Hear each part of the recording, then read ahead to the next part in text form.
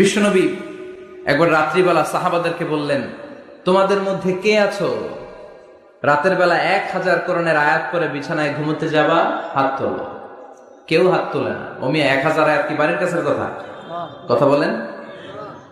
বিশ্বনবী বললেন, কে আছো তোমাদের মধ্যে রাত্রিবেলায় বিছানায় ঘুমোতে যাওয়ার আগে 1000 কোরআন কারীমের আয়াত তেলাওয়াত করে ঘুমাতে যাবা? দাঁড়াও। কোন সাহাবী দাঁড়ায় না।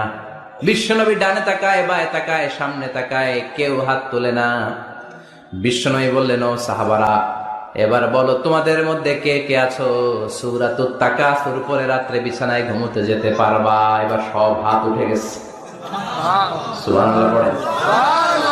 বিশ্বনবী বললেন, তোমাদের মধ্যে যদি কেউ রাত্রিবেলা একবার সূরাতুত তাকাসুর তেলাওয়াত করে বিছানায় ঘুমোতে যাও, আমল নামায় 1000 আয়াত তেলাওয়াতের সওয়াব দিয়ে দিবে কে?